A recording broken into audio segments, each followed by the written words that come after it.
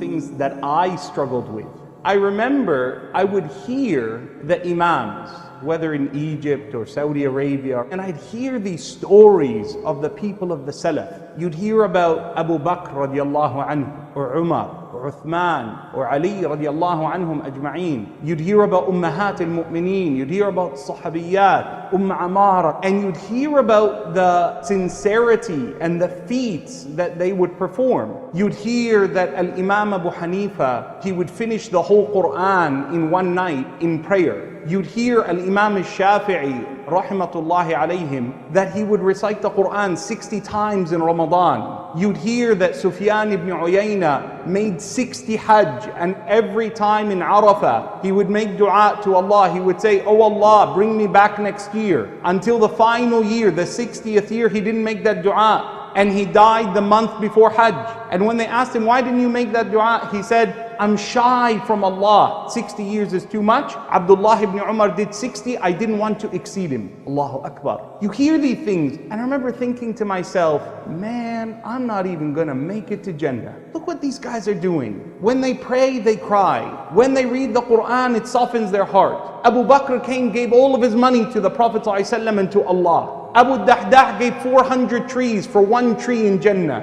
Radiallahu anhum. And I would think to myself, man, I'm a hypocrite. I like to watch TV. I like to watch some sports. I like to play basketball. I like to go out with my friends. Where's Allah in my life? And that's what I want to talk to you today about. Because sometimes people can trick you into thinking that you're worse than you are. And sometimes you can trick yourself into thinking you're better than you are. Sometimes it could be even your parents, could be your teachers. They might make you think you're worse than you are. They put you down.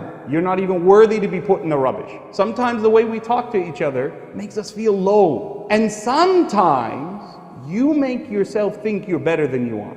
And in between that is the balance. In between that is the sunnah of the Prophet ﷺ.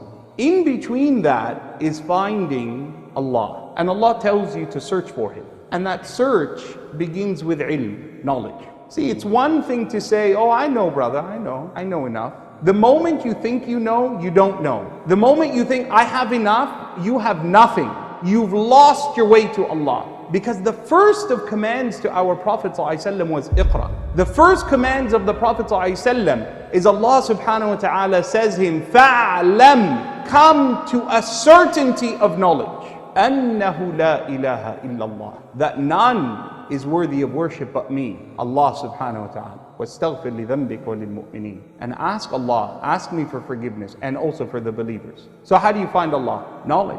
One Sahabi, he was riding with his companions, they were out on a journey, he fell off the camel, his head was split open, he hit a rock when he fell down. And his companions, they got off the camels, they wrapped his turban tight, they saved his life, he came back to consciousness. And when he woke up, they said, "Alhamdulillah, you're fine now, drinking and eating fine." Time of salah comes. "All right, make wudu." He goes, "What do you mean make wudu? Can't I make tayammum?" They say, "What are you talking about? What, you think you're going to invent your own deen? What do you mean make tayammum?" He said, "Look man, look my head. If I take the turban off, if I put water, I'm going to die."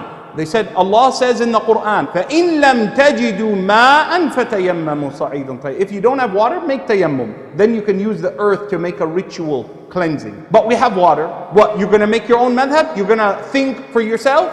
This is what Allah said. This is what Rasulullah ﷺ. This is the sunnah. He said, "You sure?" They said, "Yeah." Took his turban off, made wudu, died. Got infected, died. They buried him in the desert. They came home a few days later. They see the Prophet ﷺ. Prophet asked, "Where is he?" فقالوا مات يا رسول الله وحكى له حكاية.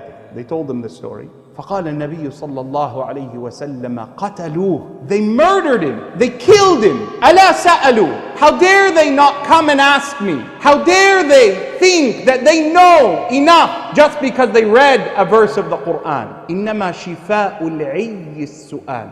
The cure of ignorance is to ask a question. You have to ask someone who knows. فَاسْأَلُوا أَهْلَ الذِّكْرِ. They're the ones who point you to Allah. The prophets of Allah did the same. I'm going to give you just 3 examples from the prophets of Allah asking questions that you and I would not ever dare ask Allah subhanahu wa ta'ala. Musa asks Allah. You know, Musa speaks to Allah direct. Musa says, as is in Surah Al-A'raf, Rabbi, arini, anzur ilayk. My Lord, let me see you. Allah says, lan tarani. You can never see me in this life. Walakin unzur ila al-jabal. But look, Allah doesn't just say, you can't see me. Allah gives him evidence why. Walakin unzur ila al-jabal. Look to that distant mountain. فَإِنِ اسْتَقَرَّ مَكَانَهُ فَسَوْفَ تَرَانِي. If it remains as you see it, I'll let you see me. فَلَمَّا تَجَلَّى رَبُّهُ لِلْجَبَلِ. When Allah's magnificence became known to the mountain in part, it was destroyed and Musa fell down dead. Allah brought him back to life to prove a point. He asks the question. I want to know. Ibrahim asks Allah, as is in Surah Al-Baqarah. Because I'm telling you, if you have a question, you can't just keep it. You got to ask.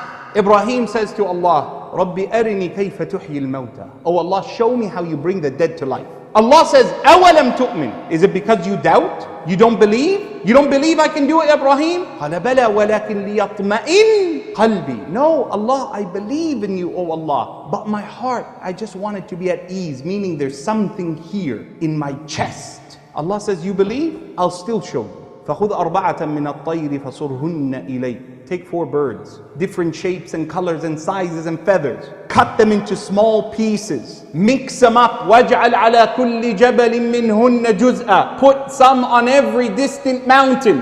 ثُمَّ ادْعُهُنَّ. And then call them to you. يَأْتِينَكَ سَعْيًا. They will come putting themselves back together and fly back to you. Allahu Akbar. Isa alayhi salam, the Hawariyin, the believers, the Sahaba of Jesus alayhi salam, they believe in him. They saw him with their own eyes by the power of Allah bring the dead to life, breathe into a clay model of a bird with the power of Allah came into life. They saw him with the power of Allah cure the blind and the deaf and the mute. All of this. And they still ask. They say, Ya Isa ibn Maryam, ask Allah subhanahu wa ta'ala an yunazzil alayna ma'idatan min as-sama'. Ask Allah to bring down a table spread from the heaven, something we can eat from. Takunu lana 'ida. We'll take it as a day of celebration, and so it's a day that we will be proud of knowing Allah brought heavenly food down to us. Qala taqullah. Said, fear Allah. What's wrong with you people? Everything you saw, you want more? They have a question. Allah says, I will answer. Qala inni munazziluha alaykum. I will bring it down to you. But the one who eats from it and then disbelieves, فَأُعَذِّبُهُ عَذَابًا لَا أُعَذِّبُهُ أَحَدًا مِنَ الْعَالَمِينَ. Allah gives them the answer to the question.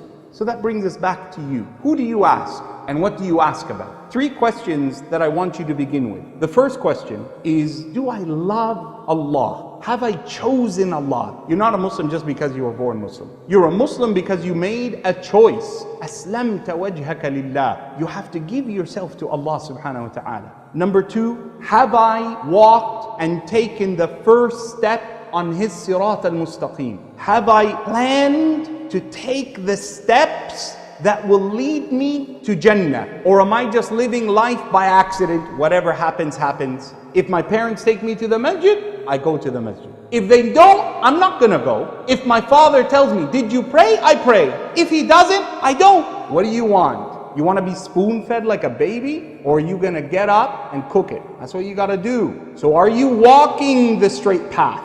Or is people carrying you every step of the way? And third and finally, and I leave you with this question, is what am I willing to give up for Allah? What are you going to give up to be successful in finding Allah? And if you find Allah, it is as the Prophet ﷺ says to Abdullah ibn Abbas, a young man like you, a young Muslim like you, my brothers and sisters. احفظ الله يحفظ. Guard Allah, He will guard you. احفظ الله تجده تجاه. Guard Allah, you will find Him in front of you, always with you, always leading you in success in life. And I pray that Allah subhanahu wa ta'ala gives you and I success in life.